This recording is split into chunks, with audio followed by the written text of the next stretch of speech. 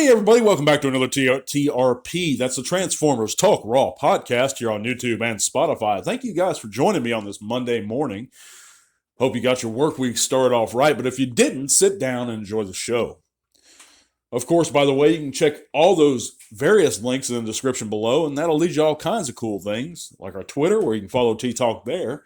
Take us with you on the go on Spotify. Join our Facebook group where you can chat bots with us, or even help support the channel and podcast by donating or becoming a patron on Patreon. All your donations and your support will go to help keeping the channel going strong, getting upgrades on equipment, providing giveaway figures like I do every month or so. And and you'll have my undying gratitude, fellas. But today we're going to be talking about a great subject. Of course, that is going to be, what is the greatest of the Transformers toy lines throughout the decades? I'm going to be analyzing in a small way. I'm not going to be every single toy line, but some of the ones that I've compiled in this list, and it's a mental list. I don't have it written down, of course. I've taken some mental notes. But, just talking about that and which one was the greatest. Now, we start out with G1, and I'm just talking the toy line here. I'm not talking about the series, any of the series, animated or comics, anything like that, just the toys. If you look at G1 and the packaging, what made G1 so great? You had the packaging, of course. You have inserts. The packaging, I was thinking about this, it hadn't changed in G1. From 84, it went strong for about 5 years, majorly unchanged. Just the packaging. And the branding and the merchandising. They included these well-written bios, for the most part well-written. They don't include anything close to those anymore.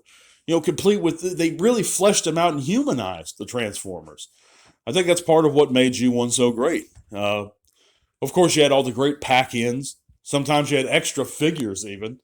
We had mail-aways, things like that. But then you had these mainstay gimmicks. That were, I apologize, guys, I have a bit of a cold. But you had rub symbols. They started that back then, and they stuck around for years, and they've come back at various times throughout the franchise's history in various series of the toy lines. But then you had the sturdiness of the figures and how fun they were just to flip back and forth and transform. Transformers were still a new thing back then, so the novelty of them just being a Transformer was a gimmick enough to keep kids happy for, a long, long time. I think G1 ran for 7 years. It was a great franchise, great line. I think nobody will disagree with me on that. Even if you don't, you like another Transformers toy line somewhat better than the G1, I think you can agree that G1 was at least good. And it was very, very good.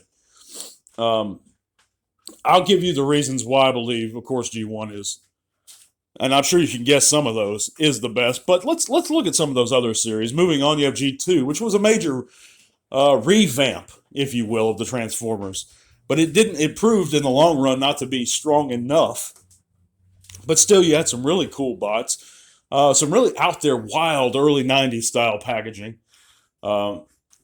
You had, of course, repaints of classic G1 figures, but you also had some new things in there, You had Dreadwind and Smokescreen, those two. That's two that stand out in my mind. You had the Laser Optimus Prime, which to me, and I keep saying this, if the new version of Laser Prime is not an upgrade over the original, there's no point in doing it. And it's not. The original Laser Optimus Prime, not only did it have fantastic articulation for its time, it was sturdier than this new one. It was more fun to transform than this new one. It had lights and sounds. Well, it had lights, not sounds, I'm sorry. It had gimmicks with its rocket firing feature. It had the RID Scourge had chrome.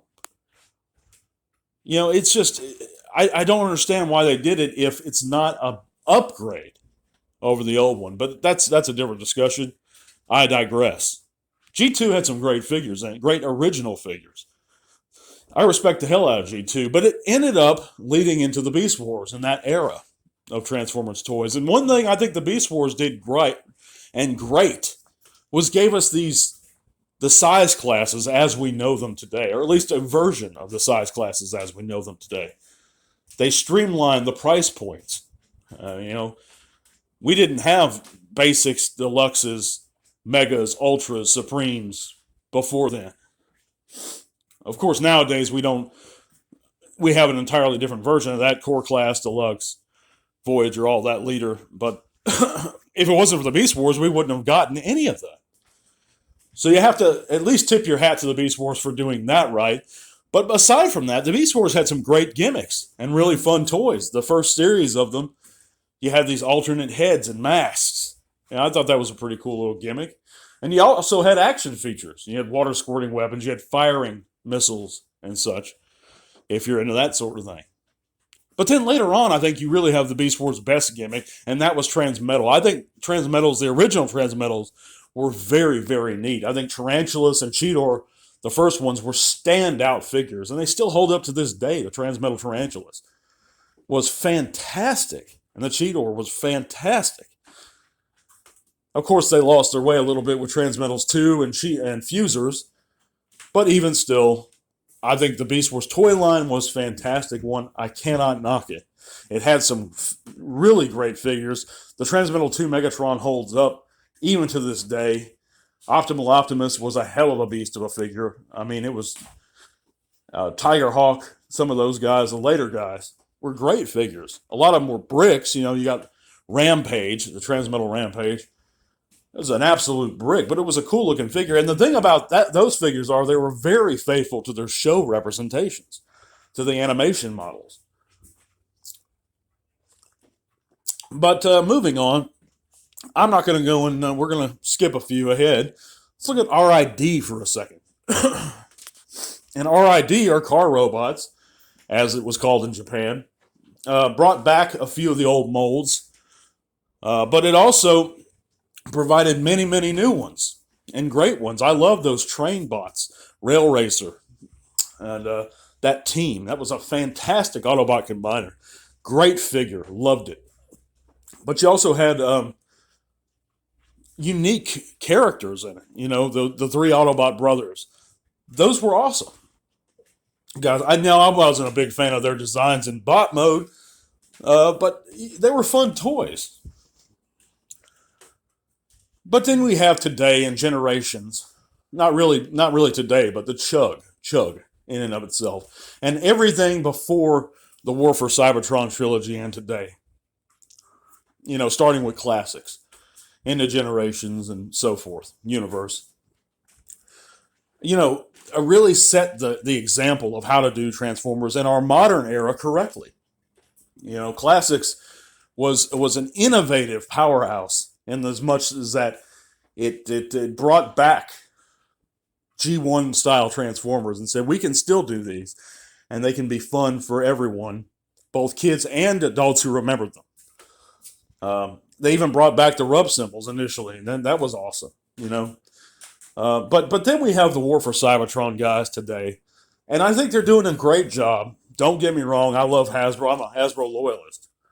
But at the same time, I think over the years, as far as the marketing goes, as far as the characterization, the fleshing out of the Transformers go, they've lost something. I think they've been with the wrong comics publisher to go in hand with the toy line for years now. You need to flesh out these characters. You need to... everything can't go back to G1, but there are cues and things they should have learned from G1 as far as humanizing their characters. That's my point. But anyway, to me, the greatest toy line of the Transformers is, of course, G1. I don't think it can ever be done again, but I do think it was the greatest. That's my opinion. I gave you a few of the reasons initially. What do you guys think? I appreciate you guys listening. We're going to be back later on in the week. I hope you enjoyed the show. By the way, check out that change.org petition, guys. We're not far away from 100 signatures there to bring down the thief. If you support that cause and you have supported that cause with me, I thank you so much. We're also approaching 1,000 subscribers on YouTube. God bless you guys. I thank you for everything. Tell all are one. This podcast is made possible in part thanks to the amazing support of our patrons. Click the link to our Patreon in the description below if you'd like to help keep Tea Talk Raw going strong. Thank you.